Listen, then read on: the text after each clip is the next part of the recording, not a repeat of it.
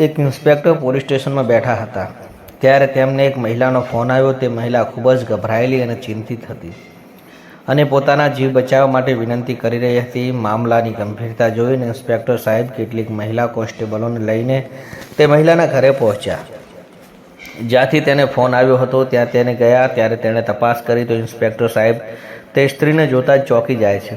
તેની હાલત જોઈ તેના પગ નીચેથી જમીન સરકી જાય છે. પણ તે સ્ત્રી પણ ઇન્સ્પેક્ટર સાહેબને જુએ છે તો તે પણ તે આઘાતમાં રહે છે. કારણ કે મિત્રો, વર્ષો પહેલાં આ બંને વચ્ચે ખૂબ જ ઊંડો સંબંધ હતો અને મિત્રો, તે સ્ત્રી કોણ હતી જેને તે આ રીતે બનાવીને ઇન્સ્પેક્ટર સાહેબ સાથે તેનો શું સંબંધ હતો? એક રસપ્રદ વાર્તા. તો ચાલો આ વિડીયોમાં આખી વાર્તા જાણીએ. પરંતુ વિડીયોમાં આગળ વધતા પહેલાં કૃપા કરીને અમારા વિડીયોને લાઇક અને ચેનલને સબસ્ક્રાઈબ કરો.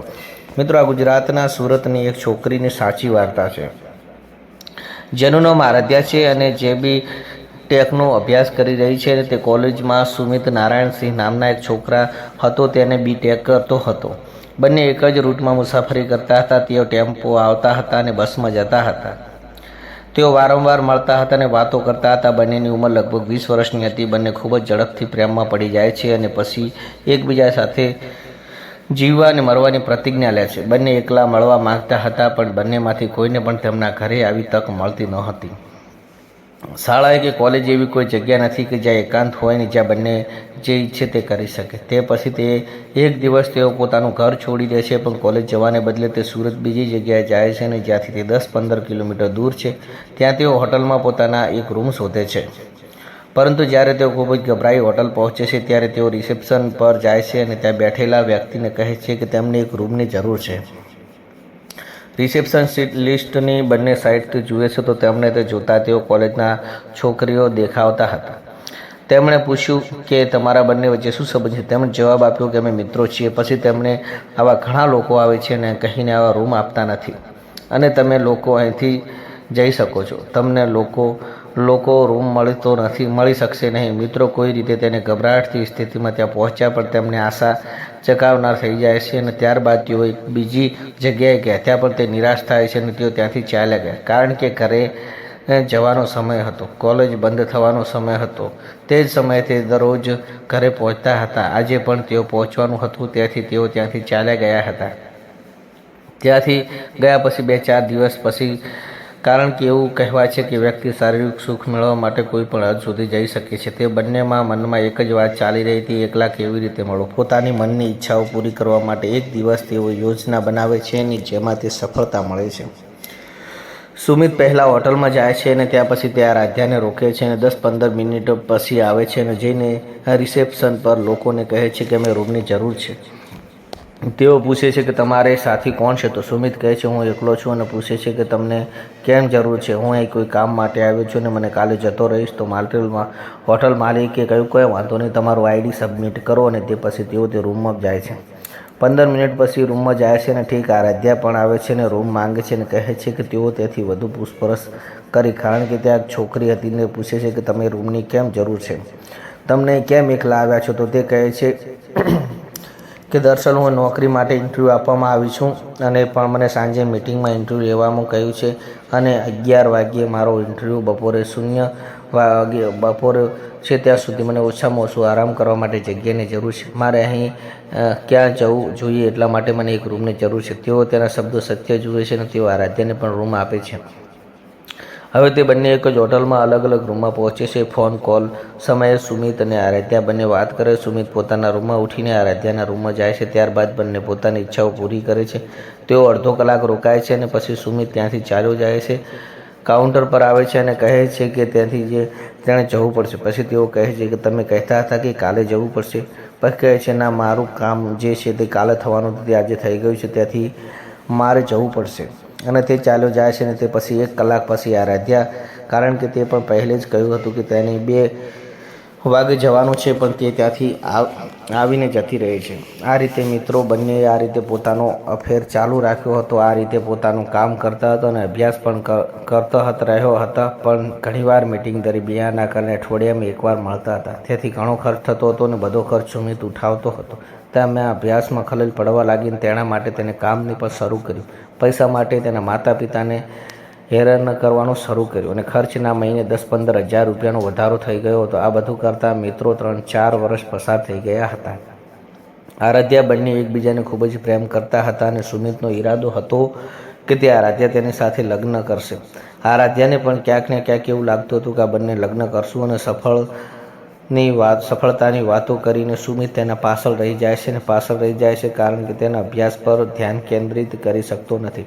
તેના મનમાં ફક્ત એક જ વાત ચાલી રહી હતી કે પૈસા કેવી રીતે કમાવા અને પછી મળવું પડશે ને હું કોણ છું ને ક્યાંથી તે શું કરું ને અભ્યાસ પર ધ્યાન કેન્દ્રિત કરી શકતો ન હતો ને આરાધ્યા પાસે કાંઈ કરવાનું ન હતું. તે ફક્ત સુમિતને પ્રેમ કરતી હતી ને તે પછી તેણે તેના અભ્યાસ પર ધ્યાન કેન્દ્રિત કર્યું અને સારા માર્ક્સ સાથે BTech પૂર્ણ કર્યું.